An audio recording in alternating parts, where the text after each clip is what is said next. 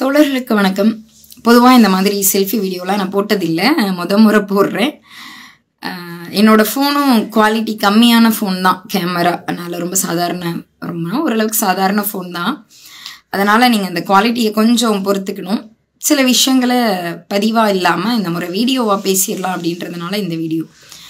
அதாவது சில நாட்களாக தோழர் இயக்குனர் கோபி நயினார் மற்றும் தோழர் மதிவதனி 2 பேர் பற்றின பல பதிவுகளையும் விவாதங்களையும் சமூக வலைதளங்களில் பார்த்துக்கிட்டு தான் இருக்கேன். எல்லா விவாதங்களையும் கவனிச்சுக்கிட்டு தான் இருக்கேன். அதற்கு சில விஷயங்கள் பேசி ஆகணும் அப்படின்ற இடத்துல இருந்து தான் இந்த பதிவு.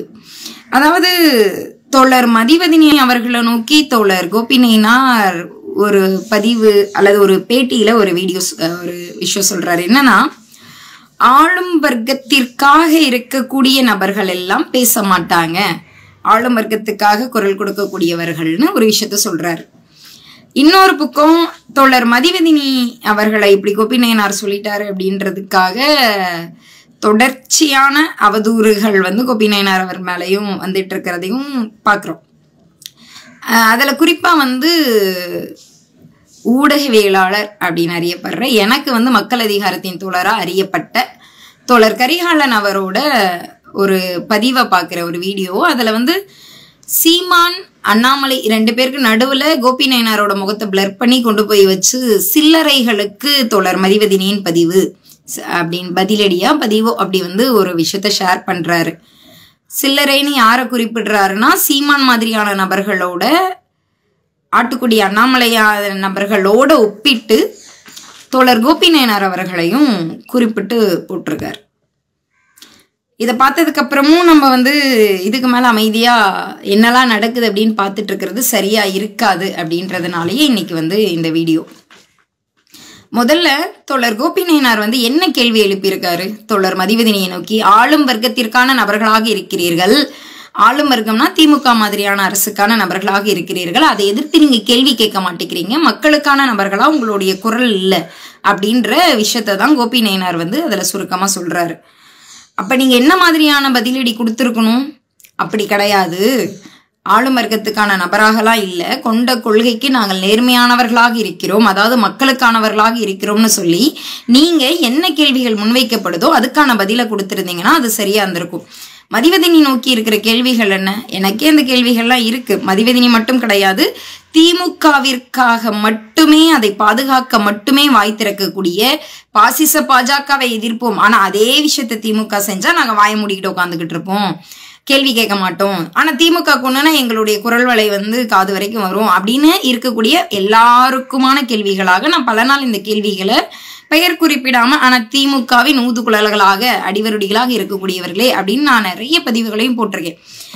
ஆனா இப்ப என்னன்னா, இப்போ மதிவதனின்னு ஒரு குறிப்பிட்ட நபர் மீதான கேள்வி வரும் பொழுது அவதூறுகள் மதிவதனி மீது வந்தாலும் அதை நான் எதிர்க்க தயார் தான். ஆனா விமர்சனம்னு வரும் பொழுது அந்த விமர்சனத்தை அழுத்தமாக வைக்கக்கூடியது ஒரு கம்யூனிஸ்டோட பண்பு. சரியா?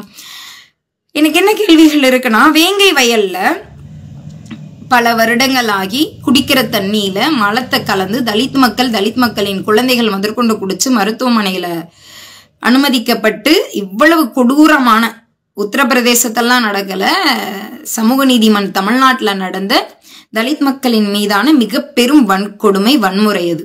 அதற்கெதிராக பல நாள் களத்துல நின்று போராடி கேள்வி கேட்டவர்கள் இங்க இருக்காங்க. அப்படி யார் தான் குற்றவாளின்னு கண்டுபிடிக்க வழி இல்லையா? கள்ளச்சாராயம் குடிச்சு செத்து போனவங்களை போய் பார்க்கறதுக்கு வழி தெரியக்கூடிய முதலமைச்சர் அவருக்கு வேங்கை வயலுக்கு இப்ப வரைக்கும் வழி தெரியலையான கேள்விகள் கேட்கிறோம். நானும் கேட்டுக்கிட்டு தான் இருக்கேன். வேங்கை வயலுக்கு வழி தெரியல முதலமைச்சருக்கு, ஏன் பாதிக்கப்பட்ட தலித் மக்களை போய் இன்னைக்கு வரைக்கும் சந்திக்கலங்கிற கேள்வி இருக்கு.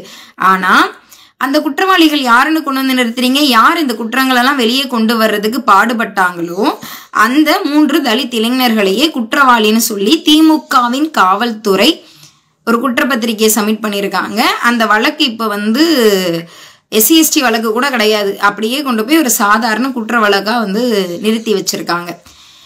இவ்வளவு கொடூரமான விஷயம் எங்க நடக்குது அப்படின்னா, ஊபியில இல்லைங்க, பாஜக ஆட்சி இல்லைங்க, திமுக ஆட்சியில. அப்போ ஒரு அரசு தலித் மக்கள் மீதான அடக்குமுறையை மிக தெளிவாக, வன்முறையை, சாதி வெறியர்களை பாதுகாக்குது, வன்முறையை இவ்வளவு கேவலமா கையாளுது, பாதிக்கப்பட்ட தலித் மக்களையே குற்றவாளின்னு குற்றவாளி கூண்டலை ஏத்த நிக்குது அப்படின்னு பொழுது அதை மதிவதனி கேள்வி கேட்டாரா? திமுக அரசின் அதாவது முதல்ல அது காவல்துறை தாங்க பண்ணுதுன்னு தப்பிக்கிற இந்த பித்தலாட்டம்லாம் இங்க வேண்டாம். காவல்துறை யார் கட்டுப்பாட்டுல இருக்கு? திரு முதலமைச்சர் அவர்களின் நேரடி கட்டுப்பாட்டுல இருக்கு. அப்ப தன்னுடைய நேரடி கட்டுப்பாட்டுல வச்சிருக்கக்கூடிய காவல்துறை செய்யக்கூடிய அயோக்கியத்தனத்தை கேள்வி கேட்டாங்களா? கள்ளக்குறிச்சியில சக்தி மெட்ரிக் பள்ளி மாணவி கொடூரமான ஒரு மரண செய்தி வரும் பொழுது அத்தனை பேரும் கிளர்ந்திலிருந்து போராட்டங்களை முன்வைக்கிறோம். அந்த போராட்டம் எப்படி ஒடுக்கப்பட்டுச்சு, போராட்டத்துல கலந்துக்காத பலரையும் எவ்வளவு கொடூரமா இந்த அரசு கைது பண்ணுச்சு, காவல்துறை எவ்வளவு மோசமா இப்ப வரைக்கும் செயல்பட்டுக்கிட்டு இருக்கு அப்படின்றது நம்ம எல்லாருக்கும் தெரியும். அப்ப முதல்வரின் நேரடி கட்டுப்பாட்டில் இருக்கக்கூடிய காவல்துறை அடக்குமுறைன்றது அரசின் அடக்குமுறை. ஒரு காவல்துறை தன்னெழுச்சியா செயல்படுறது இல்லை. அதிமுக ஆட்சியில காவல்துறை தோழர்களை கைது பண்ணும் பொழுது திருமுருகன் காந்தி தோழரோ அல்லது என்னையோ எங்களை மாதிரி நபர்கள் மீது குண்டாஸ் போடும் பொழுது எடப்பாடியே அப்படின்னு கேள்வி கேட்ட குரல்கள் எல்லாம் இன்னைக்கு என்ன சொல்லுதுன்னா, காவல்துறை தானே கைது பண்ணியிருக்கு, அரசுக்கு தெரியல. என்ன எங்களை எல்லாம் பார்த்தா என்ன புரியல. ஒரு அரசின் அதுவும் முதல்வரின் நேரடி கட்டுப்பாட்டில் இருக்கக்கூடிய காவல்துறையின் செயல்பாடுகளுக்கு அரசு தான் பொறுப்பு. தன்னிச்சையாக காவல்துறையை செயல்பட விட்டுருக்க எங்க கட்டுப்பாட்டுல இல்லை அப்படின்னா நீங்க அந்த காவல்துறையை நிர்வகிக்க தகுதியற்றவர்கள் ஒத்துக்கிறீங்களா? சரி, அடுத்ததுக்கு வர பரந்தூர் விமான நிலையம். வருஷ கணக்கில் அந்த மக்கள் போராடிக்கிட்டு இருக்காங்க. நாங்க தமிழ்நாட்டை விட்டு அகதிகளாக வெளியேறோம்னு சொல்றாங்க. இப்ப வரைக்கும் அறிவிக்கப்படாத 144 தடை உத்தரவு மாதிரி போட்டு வச்சிருக்கீங்க. பரந்தூர் மக்களை பாக்குறதுக்கு யாராலையுமே முடியல. பலமுறை நானே முயற்சி பண்ணேன். அந்த மக்களை நேரடியா சந்திச்சிடணும், அந்த ஊருக்கு போயிடணும், எப்படியாவது பார்க்கணும்னு. கிடையாது. போற வலையிலேயே எல்லா தோழர்களையும் கைது செய்து உள்ள போட்டு வச்சிருக்கீங்க. அப்ப ஒரு மிக பெரும் கொடூரம் பரந்தூர் மக்கள் மீது நடக்குது. அவங்க என்ன சொல்றாங்க, பரந்தூர் விமான நிலையம் நீ வயல்வெளியில வைக்காத, தரிசு நிலத்துல கொண்டு போய் வையின்னு அந்த மக்கள் போராடினா, திமுக ஆட்சி அதாவது அதிமுக ஆட்சியில விவசாயிகளுக்காக பச்சை கலர் துண்டு போட்டுக்கிட்டு சுத்திக்கிட்டு இருந்த முதலமைச்சர் அவர்கள் 8 வழிச்சாலைக்கு விவசாய நிலங்களை பாதுகாப்போம்னு கூறின முதலமைச்சர் அவர்கள் இப்ப விவசாய நிலமா பரந்தூர் ஊர் தெரியலையான்னு கேள்வி கேட்டா வாய் திறக்கல. அந்த மக்கள் மீது பல வழக்குகள் போடப்படுது, அவர்கள் மீது மிகப்பெரிய அடக்குமுறை செலுத்தப்படுது. இந்த அரசின் அடக்குமுறைக்கு எதிராக பரந்தூர் மக்களின் நேர்மையான அவர்களின் உரிமைகளுக்கான விவசாயிகளுக்கான விவசாய நிலத்தை பாதுகாப்பதற்கான போராட்டத்தை பத்தி மதிவதனி எதுவும் பேசியிருக்காரா? அரசின் அடக்குமுறையை கேள்வி கேட்டிருக்காரா?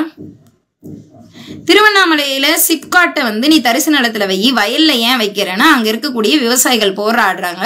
போராடுற விவசாயிகள் 7 பேர் மேல குண்டர் சட்டத்தை போட்டு அடக்கும் அளவிற்கு தன்னுடைய இரும்பு கரம் மக்களின் உரிமைகளுக்காக போராடக்கூடிய விவசாயிகளின் மீது செயல்பட்டுச்சே. அத மதுவதினி கேள்வி கேட்டாரா? அதிமுக போராடும் விவசாயிகள் மேல குண்ட சட்டம் போட்டா அது அயோக்கியத்தனம். அதே திமுக செய்தா நாங்கள் வாய் திறக்கவே மாட்டோம், திமுகவிற்கு முட்டு கொடுக்க மட்டுமே எங்களுடைய வாய் திறக்கும் அப்படின்னு இருக்கும் பொழுது இந்த கேள்விகள்லாம் அவர்கள் முன்னாடி வரதான் செய்யும். அதுதான் கோபி நாயனார் கேட்கிறாரு. இது மட்டும் இல்லைன்னா நான் நிறைய சொல்ல முடியும். வரிசையாக நடக்கக்கூடிய தலித் மக்கள் மீதான சாதி வெறி ஆட்டங்களை பற்றி அதை கட்டுப்படுத்த துளிகூட எந்த நடவடிக்கையும் எடுக்காத அல்லது கட்டுப்படுத்தவே தயங்காத திமுக அரசை கேள்வி கேட்கறதுக்கு மதிவதினி தயாரா? அல்லது அவர் சார்ந்திருக்கக்கூடிய திராவிடர் கழகம் தயாரா? அவர் சார்ந்திருக்கக்கூடிய திராவிடர் கழகத்தை கேள்வி கேட்கறது, மதிவதினி கேள்வி கேட்கறது ஒண்ணுதான். அதாவது திராவிடர் கழகம் என்ன சொல்லுது, அண்ணா பல்கலைக்கழக விவகாரத்திலையும் சரி, வேங்கை வயல்லையும் சரி, இவ்வளவு கொடூரமா தமிழ்நாடு நடந்துகிட்டு இருக்குன்னு ஒரு கேள்வியை முன் வச்சா தமிழ்நாடு அமைதி பூங்காவாக இருக்கிறது, யாரும் அதை தப்பா பேசாதீங்கன்னு யார் சொல்றாரு? திராவிடர் வீரமணி சொல்றார். கி வீரமணி சொல்றாரா? அதே அமைப்பின் பொதுச் செயலாளராக தான் மதிவதனி இருக்காங்க. அப்போ நீங்க ஏத்துக்கிட்ட உங்களுடைய கட்சி தலைமை என்ன சொல்லுதுன்னா, அதாவது தமிழ்நாடு அமைதி பூங்காவா இருக்கு. ஏங்க மூளைக்கு நடக்கக்கூடிய தினம் நடக்கக்கூடிய சாதி வெறி ஆட்டங்களும், பள்ளி மாணவர்கள் கபடியில ஜெயிச்சதுக்காக இன்னைக்கு வெட்டப்படுறாங்க. தலித் மாணவர்ன்ற ஒத்த காரணத்தினால புல்லட் ஓட்டதுனால ஒரு இளைஞர் வெட்டப்படுறாரு. தேனியில எறும்பு கடிச்சு செத்துட்டாருன்னு சொல்லி கொடூரமா ஒரு ஸ்டேட்மெண்ட்டை காவல்துறை கொடுக்குது. அங்க இருக்கக்கூடிய தேனி அரசு கல்லூரி தலித் மாணவர் படுகொலை செய்யப்படுறாரு. ரொம்ப சாதாரணமா கொண்டு அவரோட உடம்ப அடக்கம் செய்யப்படுது. இப்படி தொடர்ச்சியான சாதி வெறி ஆட்டங்கள் திமுக ஆட்சியில நடந்துகிட்டு இருக்கு. அப்ப அரசை நோக்கி உங்களுடைய குரல்கள் கேட்கவே கிடையாது. பாஜகவை எதிர்ப்பதற்காக நீங்க பேசுறீங்க, அது சரிதான், நாங்க மறுக்கல. அதற்கு உங்களோடு நாங்கள் துணை நின்று பேச தயார். ஆனால் ஒரு தப்பையும் ஒரு அடக்குமுறையையும் ஒரு கொடூரமான விஷயங்களையும் பாஜக இல்லை எவன் பண்ணாலும் கேள்வி கேட்கறது தான் இங்க நேர்மை. பாசிச பாஜக செய்தால் நாங்கள் கேள்வி கேட்போம், நாங்கள் ஆதரிக்கக்கூடிய திமுக செய்தால் வாயை பொத்தி கொண்டு அமைதியாக உட்கார்ந்திருப்போம்னு சொன்னீங்கன்னா உங்களுடைய நேர்மையை கேள்வி கேட்க இங்க குரல்கள் எழுப்பதான் செய்யும். அப்படி அந்த குரல்கள் எழும் பொழுது நீங்க அந்த குரலுக்கு சரியான பதில சொல்லணும், விமர்சனங்களை முறையான படி கையாளணும், நீங்களும் தங்களை சார்ந்தவர்களும் அப்படின்றது தான் இங்க இருக்கணும். சரி, இது மட்டும்தான் இன்னைக்கு பிரச்சனையான்னு கேட்டீங்கன்னா கிடையாது. இந்த மாதிரி வரிசையா பல பிரச்சனைகளை தமிழ்நாட்டில் சொல்ல முடியும். திமுக அரசின் செயல்பாடு எவ்வளவு மோசமா இருக்கு அப்படின்றத ரொம்ப சிறப்பா இப்ப சொல்லணும் அப்படின்னா, ஜபர்ஹலி படுகொலை இந்த மாதிரியான, அதாவது 2 படுகொலை மிக தெளிவா நடக்குது. 2 பேருமே முஸ்லிம் சமூகத்தை சார்ந்தவங்க. ஒருத்தர் கனிம வளங்களை காப்பாற்றணும், மணல் குவாரிக்கு எதிராக பல போராட்டங்களை முன்னெடுத்தவர் தான் கொல்லப்படுவேன் அப்படிங்கிறத முன்னாடி அறிவிச்சும் கூட கொடூரமாக வெட்டி படுகொலை செய்யப்படுறாரு. இன்னொருத்தர் ஓய்வு பெற்ற எஸ்ஐ சப் இன்ஸ்பெக்டர். அவர் நீங்க சொல்லக்கூடிய மு க கருணாநிதி அவருக்கே பாதுகாப்பு கொடுத்த ஒருத்தர் பல கதவுகளை தட்டி பார்த்து வேற வழி இல்லாம முகநூல்லையே வீடியோவா பதிவு பண்றாரு. என்ன, முதலமைச்சரை குறிப்பிட்டு எந்த நேரத்துல வேணாலும் நான் கொல்லப்படுவேன் அப்படின்னு சொல்லி. அப்ப தங்களுடைய உரிமைகளுக்காக போராடி ஓய்வு பெற்ற காவலர்களுக்கே இங்க பாதுகாப்பு கிடையாது. அவர் சொன்ன மாதிரி வெட்டி கொல்லப்படுறாரு. செத்ததுக்கு அப்புறம் நாங்கள் இரும்பு கரம் கொண்டு ஒதுக்குமே, எங்கெங்க அவங்க இரும்பு கரம்? பகுஜன் சமாஜ் கட்சியோட மாநில தலைவர் ஆம்ஸ்ட்ராங் அவர் வீட்டு பக்கத்திலேயே வெட்டி கொல்லப்படுறாரு. எப்படி ஹேண்டில் பண்ணீங்க? அவருடைய படுகொலையில அவரோட உடம்ப கொண்டு போய் அடக்கம் பண்ற வரைக்கும் கூடவே நின்னேன். காவல்துறையோட போக்கு, அரசின் போக்கு எவ்வளவு கொடூரமாக இருந்தது அப்படின்றதெல்லாம் கண்ணு முன்னாடி பார்த்தேன். என்ன பண்ணீங்க நீங்க? அப்போ ஒரு அரசை நோக்கி இங்க இருக்கக்கூடிய கேள்விகள் எழும் பொழுது சமூகத்திற்காக மக்களுக்காக பேசுறேன்னு சொல்லக்கூடிய நீங்க எல்லாருமே அரசை நோக்கி கேள்வி கேட்டீங்களா? மக்களுக்காக கேள்வி கேட்டீங்களா அப்படின்னு தோழர் கோபிநாயனார் கேட்கிறாரு. அதுலயே அவர் எங்க நின்று கேட்கிறாருன்றது ரொம்ப முக்கியம். அவர் எங்க நின்று கேட்கிறாரு? கரடிபுத்தூர், திருவள்ளூர் மாவட்டத்தில் கரடிபுத்தூர்ன்ற கிராமத்தில் தலித் மக்கள் வசிக்கக்கூடிய பகுதிக்கு அருகில் இருக்கக்கூடிய ஒரு இடத்துல மண்குவாரி அரசு வைக்குது.